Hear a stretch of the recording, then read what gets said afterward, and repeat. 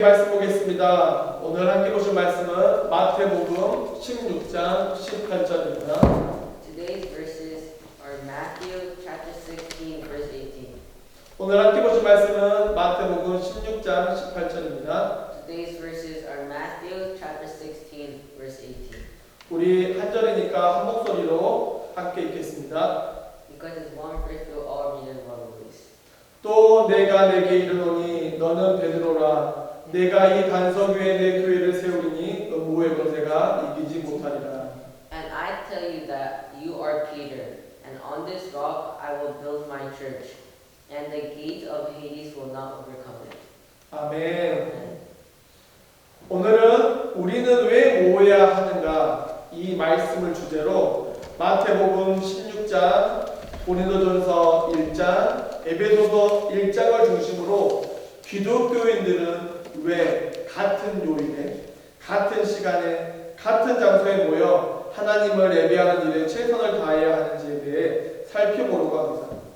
사실 요즘은 꼭 같은 요일, 같은 시간, 같은 장소가 아니어도 자신이 원하는 요일, 원하는 시간, 원하는 장소에서 예배도 드리고 헌금도 할 수 있는 환경이 만들어졌습니다.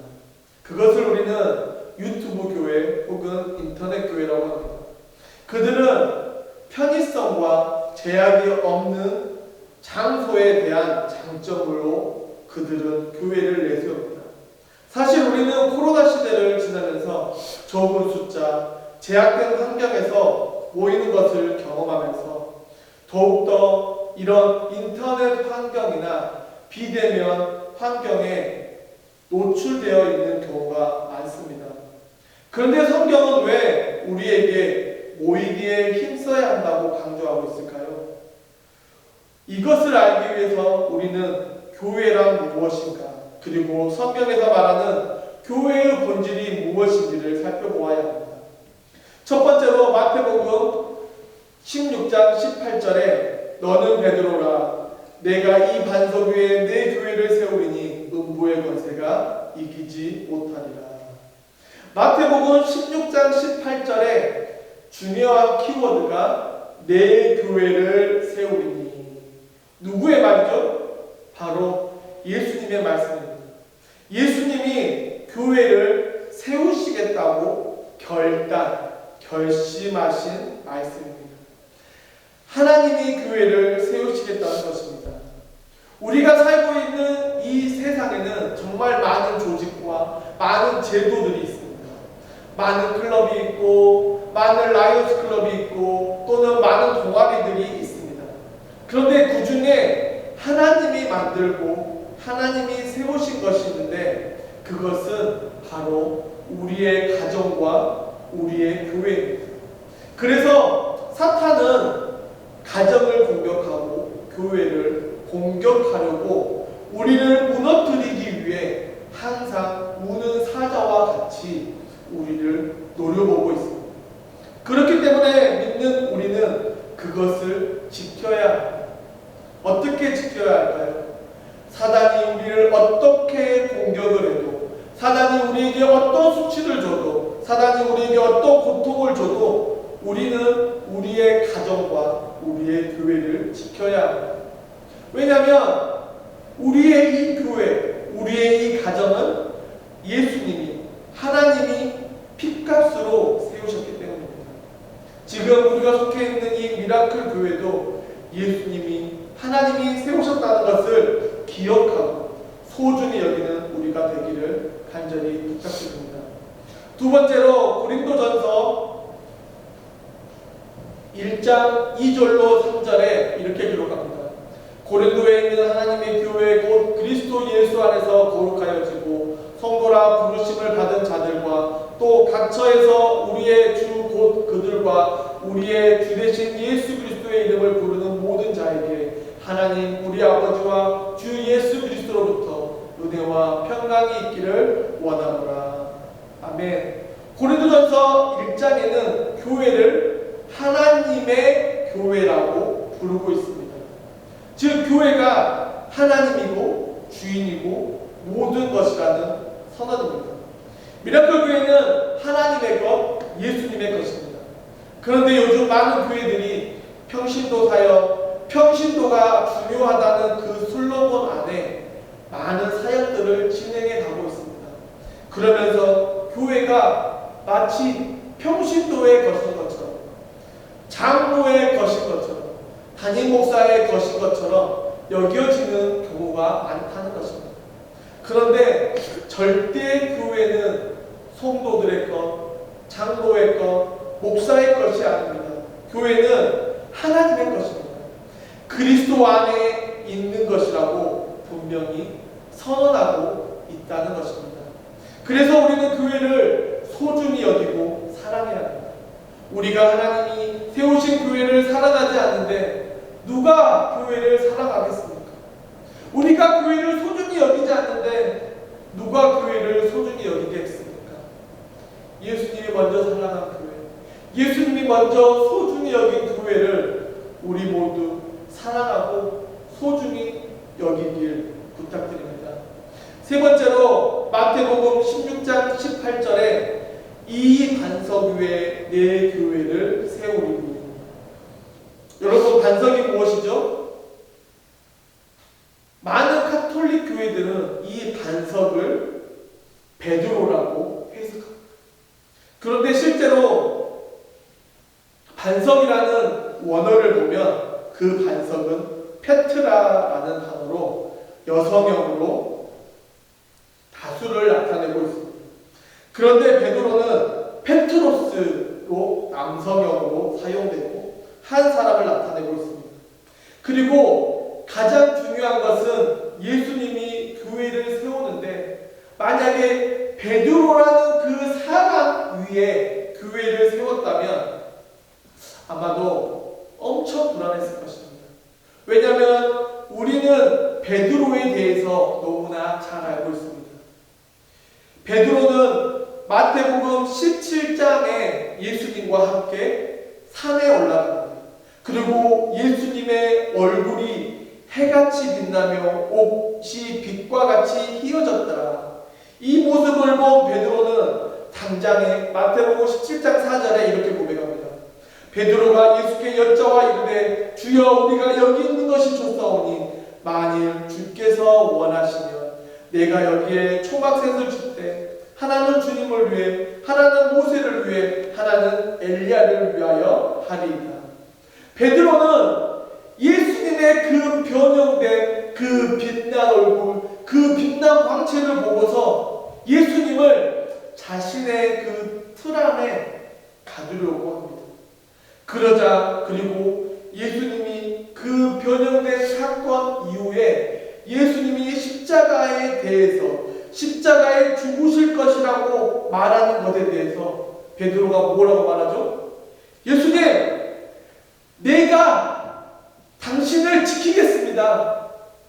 당신은 절대 십자가에 죽지 않습니다. 라고 의기양양하게 예수님께 간청하는 게 아니라 예수님을 꾸짖습니다. 그러자 예수님이 뭐라고 하시죠? 베드로에게 사단아 내게서 물러가라. 이렇게 변덕스럽고 실수하는 베드로라는 반석 위에 교회가 세워졌다면 교회는 어떤 모습일까요? 아마도 매일매일 변덕스럽고 매일매일 변하고 매일매일 위태한 모습이었을 것입니다. 그래서 여기서 반석은 베드로가 아닙니다. 그런 반석은 무엇일까요? 예수님이 제자들과 나눈 대화를 보면 알 수 있습니다. 마태복음 16장 13절부터 15절에 이렇게 기록합니다. 제자들에게 물어 이르시되 사람이 인자를 누구라 하느냐? 이르시되 더러는 세례 요한, 더러는 엘리야, 어떤 이는 에레미야나 선지자 중에 하나이다. 이르시되 너희는 나를 누구라 하느냐? 예수님이 제자들에게 묻습니다. 제자들, 사람들이 나를 누구라고 해? 그러자 제자들이 말합니다. 예수님, 어떤 사람은 당신을 요한이라고 하고 어떤 사람은 엘리야라고 하고 어떤 사람은 에레미야라고 하고 아니 어떤 사람은 구약에 있는 선지자 중에 한 명이라고 말하고 다닙니다. 그러자 예수님이 묻습니다. 그럼 너희들은 나를 누구라고 생각하느냐? 그러자 성격 급한 베드로가 예수님 제가 말할게요. 마태복음 16장 16절. 시몬 베드로가 대답하여 이르되 주는 그리스도시요 살아계신 하나님의 아들이십니다. 우리 다 같이 한번 해볼까요? 시작. 시몬 베드로가 대답하여 이르되 주는 그리스도시요 살아계신 하나님의 아들이십니다. 이 고백을 들은 예수님이 너무 기뻐서 18절에 이렇게 말합니다. 너는 베드로라 내가 이 반석 위에 내 교회를 세우리니 음부의 권세가 이기지 못하리라. 예수님은 베드로라는 그 인간을 통해서 교회를 세우신 게 아니라 베드로의 고백, 주는 그리스도시요 살아계신 하나님의 아들이십니다 라는 이 고백 위에 교회를 세우신 것입니다. 베드로라는 인간의 입술을 통해 예수님을 나타내신 것입니다. 그럼 다시 묻겠습니다. 교회는 누구의 것입니까? 교회는 하나님, 예수님의 것입니다. 즉 하나님께서 베드로라는 인간을 통해 고백하게 하신 그 고백 위에 세우신 것이 바로 교회라는 것입니다. 아멘. 지금도 우리 예수님은 우리에게 질문하십니다. 세상은 나를 누구라 하느냐? 세상 사람들은 예수님을 4대 성인 중에 하나, 십자가에 죽은 불쌍한 사람, 때로는 좋은 말을 알려주신 도덕적으로 위대한 스승이라고 말합니다. 그럼 예수님이 우리에게 질문하십니다. 너는 나를 누구라 하느냐? 사랑하는 성도 여러분, 무엇이라 고백하시겠습니까? 이 질문 앞에 베드로와 같이 명료하고 명확하게 고백하시기 바랍니다. 주는 그리스도시요 살아계신 하나님의 아들입니다. 이 고백이 우리 모두의 고백 되기를 축원합니다. 이 고백 위에, 이 믿음 위에 교회가 올바로 세워집니다. 이 고백, 교회의 존재이며 기초입니다. 이것은 우리가 반드시 지켜야 하는 기초이며 기본입니다. 제가 이전에 교회가 가지고 있는 모든 형식, 관습은 바꿀 수 있지만 바꾸지 말아야 하는 것이 있다고 말씀드렸습니다. 무엇이죠? 바로 복음입니다. 이 복음만은 절대로 바뀌어서는 안 됩니다. 이것은 반드시 우리의 목숨을 다해 지켜야 합니다. 그래서 예수님을 믿는 우리는 하나님의 사랑, 하나님의 긍휼 앞에서는 세상을 향해 이타적이어야 합니다. 하지만 하나님의 복음 앞에서는 배타적이어야 합니다. 왜냐하면 교회는 하나님의 하나뿐인 아들 예수 그리스도가 십자가에 죽으시고 3일 만에 부활하심을 통해 세워졌고 그를 믿는 우리가 구원 안에 있기 때문입니다. 우리를 구원할 존재는 오직 하나님과 그분의 아들 예수 그리스도밖에 없다는 것을 믿고 고백하는 우리가 되기를 간절히 축원합니다. 혹시 이 설교가 불편하거나 저를 고집불통이라고 욕할 수도 있습니다. 그러나 이 고백은 교회가 이 땅에 있어야 하는 기초이며 근거입니다. 그런데 한편으로 20세기, 21세기에 들어와 종교자원주의라는 이념 아래 때로는 불교계 인사가 크리스마스에 교회를 방문하고 가톨릭과 교회의 인사가 부처님 오신 날에 절을 방문합니다. 세상 사람들은 화합이라고 사랑이라고 말합니다. 그런데 우리 믿는 자들은 그것이 잘못된 것이라고 말할 수 있어야 합니다. 왜냐하면 구원받을 수 있는 길은 여러 개가 아니고 오직 하나입니다. 바로 하나님의 하나뿐인 아들 예수 그리스도를 믿는 것입니다. 그래서 이 주장을 하는 우리를 향해 세상은 이렇게 말합니다. 불교의 상징은 원이라서 어디서나 둥글둥글 하지만 기독교의 상징은 십자가라서 어디서나 찌르기만 한다고. 그런데 어쩔 수 없습니다. 저희를 외통수라고 해도, 우리를 또라이라고 해도, 우리를 꼴통이라고 해도 우리는 그 복음을 지켜야 합니다. 왜냐하면 우리 교회는 십자가 위에 세워졌기 때문입니다. 그러니 세상과 타협하거나 절충하기보다 우리가 고백하는 그 고백으로 세상을 향해 전진하는 우리 모두가 되기를 바랍니다. 그러면 때로는 바보라는 말을 듣고, 때로는 수치를 당할 수도 있고, 때로는 고통을 당할 수도 있습니다. 하지만 이것이 정답입니다. 정답대로 나아가는 우리 모두가 되기를 축원합니다. 네 번째로 마태복음 16장 18절에 죽음의 문들이 그것을 이기지 못할 것이다. 이것이 무엇입니까? 베드로의 고백이 무엇이냐? 주는 그리스도시요 살아계신 하나님의 아들입니다. 이 고백 위에 교회가 죽음의 문을 공격한다는 것입니다. 무슨 말이냐? 예수님이 가지고 계신 교회의 모델이 있다는 것입니다. 이것은 누가복음 10장에 예수님께서 70명의 제자들을 불러 2명씩 짝지어 파송하십니다. 그리고 그 파송에서 돌아온 70명의 제자들이 무엇이라고 고백하냐면 누가복음 10장 17절에 70인이 기뻐하여 돌아와 이르되 주여 주의 이름이면 귀신들도 우리에게 항복하더이다. 예수님이 그 70명의 그 기뻐 뛰며 고백하는 그 말씀을 듣고 18절에 이렇게 말합니다. 사탄이 하늘로부터 번개같이 떨어지는 것을 내가 보았노라. 이것이 예수님이 우리에게 보여주고자 하는 교회의 실체라는 것입니다. 우리가 왜 세상에 나아가 싸웠는데 왜 패배의식에 사로잡힌지 아십니까? 그것은 우리가 항상 사탄의 공격을 방어한다고 생각하기 때문입니다.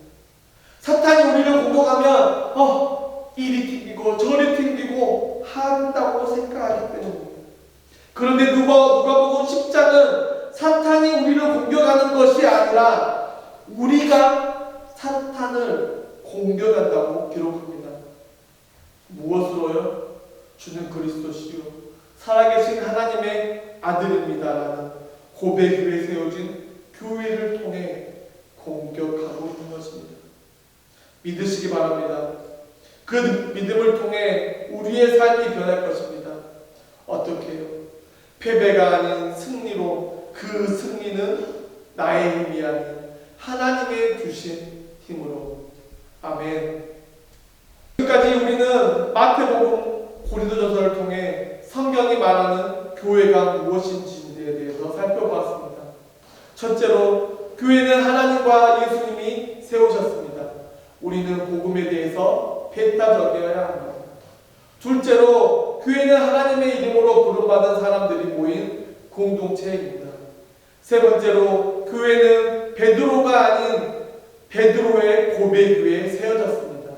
네 번째로 사탄이 우리를 공격하는 것이 아니고 우리가 베드로의 공격 위에 올바로 서 사탄을 공격하는 것이라고 이 네 가지를 배웠습니다.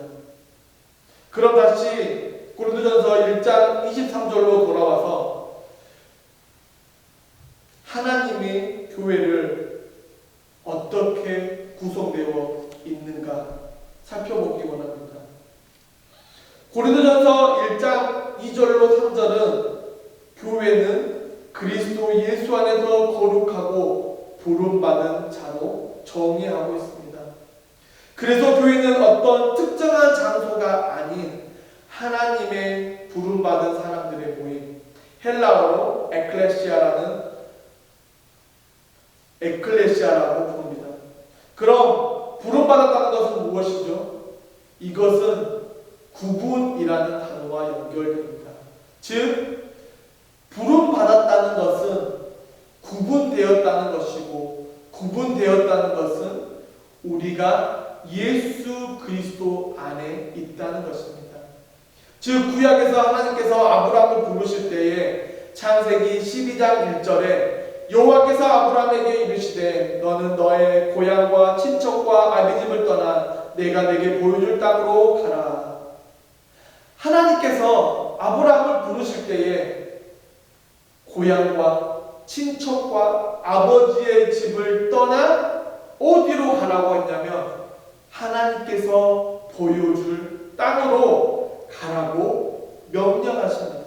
즉 자기가 지금까지 익숙하고 자기가 지금까지 편안하고 자기가 지금까지 관계했던 모든 것을 그것과 구별하라고 부르신 것입니다. 이 구별됨이 부르심입니다. 그리고 우리에게 하나님의 부르심에 합당한 한 가지를 요구하시는데 그것이 무엇이냐? 내가 거룩하니 너희도 거룩하라. 이 거룩이라는 단어가 히브리어로 구별됨으로 분리됩니다. 이스라엘 민족은 다른 민족과 구별했습니다. 먹는 것, 사는 것, 행동에서 구별되었습니다. 레위기를 보면 그들은 먹는 것을 구별하고 안식일을 구별하여 지켰습니다.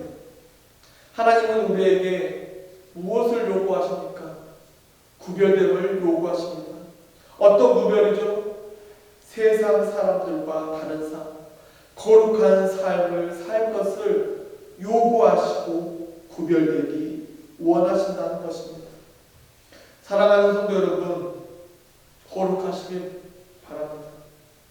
왜냐하면 우리는 하나님의 부름받은 자인 모인 공동체이기 때문입니다. 또 신약으로 넘어와서 바울 서신의 핵심은 구별됨입니다. 바울이 많은 교회에 편지를 보내면서 많은 책망을 기록합니다. 그런데 그 책망의 주제가 무엇이냐? 택함 받은 백성들이 왜 구별되지 않고 왜 세상과 다르게 살지 않고 거룩하게 살지 못하는가에 대한 책망입니다. 바울 서신을 보면 바울이 책망하는 것이 예배를 왜 드리지 않느냐, 왜 전도를 하지 않느냐, 왜 헌금을 하지 않느냐 책망하는 것이 아니라 하나님의 백성으로 왜 구별되어 살지 못하느냐고 책망하고 있는 것입니다. 그 내용이 고린도서입니다. 바울의 귀에 고린도 교회의 음행에 대한 소식이 들렸고 그 음행에 대해서 바울은 고린도 교회를 책망합니다. 거룩하라, 구별되라. 그리고 구별되고 거룩되지 못한 자를 쫓아내라고 명령합니다. 왜죠? 그들은 하나님의 부르심을 받은 자이고 우리 역시 하나님의 부름받은 자로 세상과 구별돼야 하는 것입니다. 하나님에 대한 사랑을 회복하는 것. 사랑하는 성도 여러분, 하나님의 요구는 간단합니다. 구별되는 것입니다. 그 구별되는 것 때문에 비판받을 수 있습니다. 때로는 수치당할 수 있습니다. 때로는 고난당할 수 있습니다. 때로는 손해볼 수 있습니다. 그런데 그보다 먼저 내 자신을 점검해 보시기 바랍니다. 나는 어떻게 구별되고 있는지, 나의 시간을, 나의 생각을, 나의 습관을, 나의 물질을 점검해 보시기 바랍니다. 그리고 결단하시기 바랍니다. 늦었다고 생각할 때가 가장 빠를 수도 있기 때문입니다. 왜냐하면 요한일서 3장 13절에 형제들아 세상에 너희를 미워하여도 이상히 여기지 말라. 그 이유를 요한복음 15장 19절에 너희가 세상에 속하였으면 세상이 자기의 것을 사랑하는 것이나 너희는 세상에 속한 자가 아니요 도리어 내가 너희를 세상에서 택하였기 때문에 세상이 너희를 미워하느니라. 무슨 말입니까? 세상이 우리를 미워하는 것은 당연하다는 것입니다. 왜냐하면 우리는 하나님의 택함을 받아 그들과 구별되이 살기로 결단한 사람들이기 때문입니다. 우리가 진짜 그리스도인이 되면 일어나는 변화가 있습니다. 주위의 사람들이 변하거나 아니면 주위에 있는 사람들이 나를 떠납니다. 왜냐하면 사탄이 나를 무너뜨리기 위해 내 주변 사람들을 사용하기 때문입니다. 그래서 주위 사람을 통해 때로는 나를 조롱하고 때로는 핀잔을 주고 때로는 협박을 합니다. 단 하나의 목적을 위해 무엇이죠? 내가 구별되기로 결단한 마음을, 결단한 생각을, 결단한 삶을 무너지게 하기 위해서입니다. 사랑하는 성도 여러분, 구별되시기 바랍니다.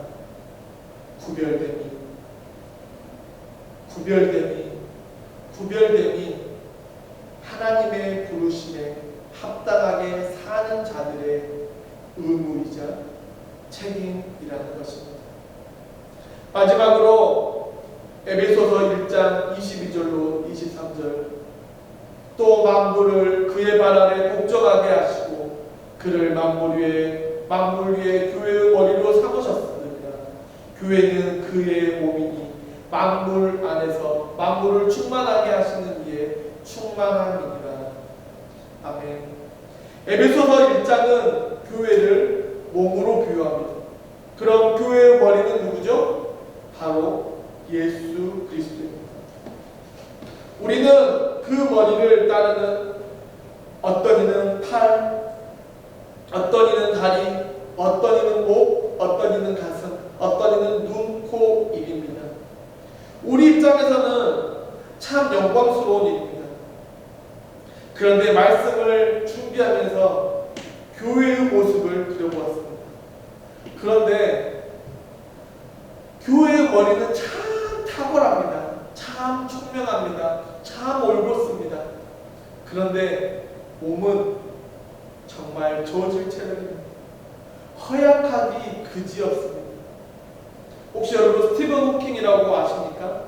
그는 얼마나 똑똑한지 수학 문제를 내주면 아무런 풀이 없이 메모 없이 눈으로 풀어 정답을 맞추는 엄청 똑똑한 사람입니다. 그런데 그에게 단점이 있는데 바로 그는 뇌성마비로 스스로 움직이지 못합니다.